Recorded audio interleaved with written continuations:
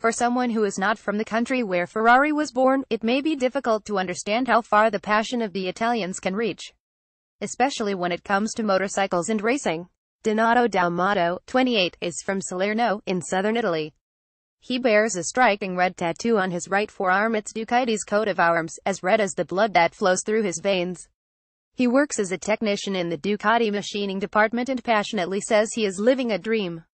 Davide Catabriga is 38 years old, from Bologna, and coordinates the mechanics of the production lines at Ducati.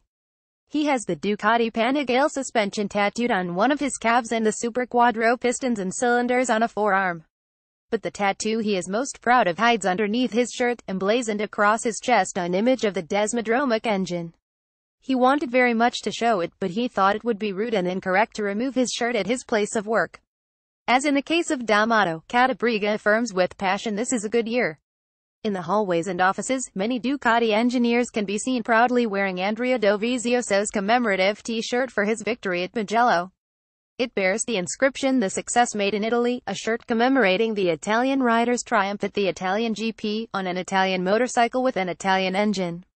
Inside Ducati's headquarters, the walls and work areas are lined with posters of the rider from Forlì, the same picture used for the huge photograph that hangs proudly on one of the facades of the factory.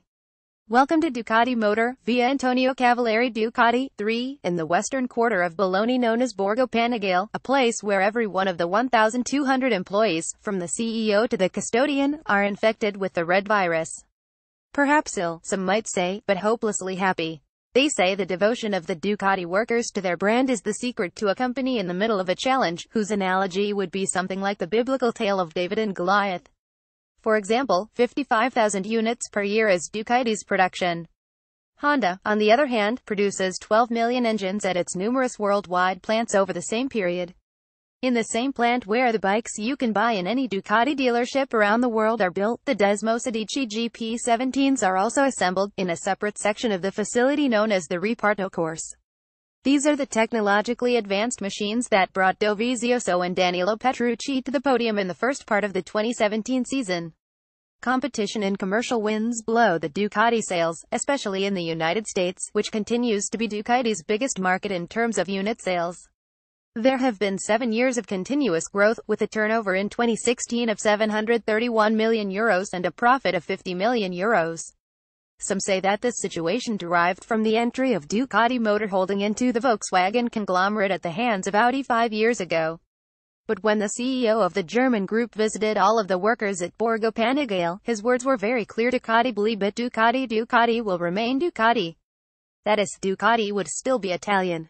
We were given carte blanche, we cooperated and exchanged data with Wolfsburg Volkswagen Group headquarters, but here we continue to decide, they trust us to do well, Claudio Domenicali, CEO of Ducati, explains. The Germans paid $962 million for the company in 2012, but then the Dieselgate emissions scandal 3 years later forced the huge VW conglomerate to pay $2.8 billion in fines to the USA's Environmental Protection Agency, plus pledge more than $18.3 billion to rectify all of the VW automobiles affected worldwide by the scandal. In reportedly looking to streamline its bulging business portfolio, the VW Group was said to have instructed its banks to determine interest in Ducati, but the company's supervisory board, which includes several powerful labor union leaders, quickly squelched that idea. In the meantime, the Italians, the proud heirs of a company founded almost a century ago in the basement of the Società Scientifica Radio Brevetti, continue to steer Ducati.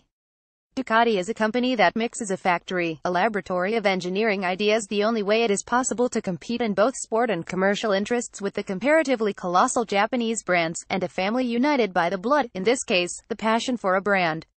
D'Amato, the man with the tattooed forearms, had a dream since childhood. I'm from the south, he says. I dismantled scooters and imagined becoming a rider. In my village I worked in a steel mold factory, but one day I left everything and I presented a CV here. It took me a while, it took me some time, but I finally got to work here. I got into Ducati. For 3 years, D'Amato has been dealing with crankshafts and connecting rods. For me it was like entering a family, the Italian mechanic says with a passion shared by each of the workers we spoke with. Ducati is special. I put my hands on pieces that will one day be decisive in the World Racing Championship. After winning in Mugello, the riders were here with us, humble, available. We are a team. Most of them ride to and from work on the same type of bikes that leave the assembly lines. The employee parking lot is packed with Ducati motorcycles belonging to the factory workers. I have a Monster 821 and I go out to ride when I have free time, D'Amato says. How it sounds, you hear the twascylinder from afar, it's pure music. D'Amato also confesses that during the party in the factory to celebrate the triumphs, he took Dovizioso aside and said to him, "This year we will win. Understand it's been 10 years since Casey Stoner did his job, 10 years we've been waiting for the second title. It's on the way, and when we get there it will be ours, everyone's." The party, the event, the family reunion, call it what you will, that took place in Borgo Panigale mid-June to celebrate Andrea Dovizioso's double victory had no shortage of attendees.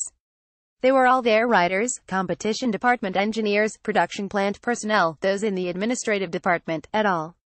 Sitting in the first row was Catabriga, who they say is capable of performing miracles with a screwdriver.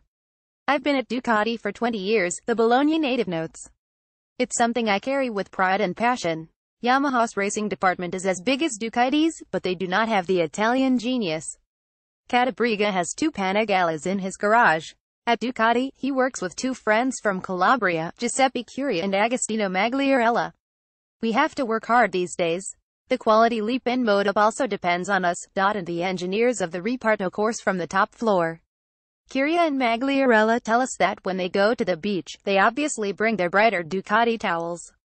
"People are curious and ask if we are fans of Ducati," Curia says.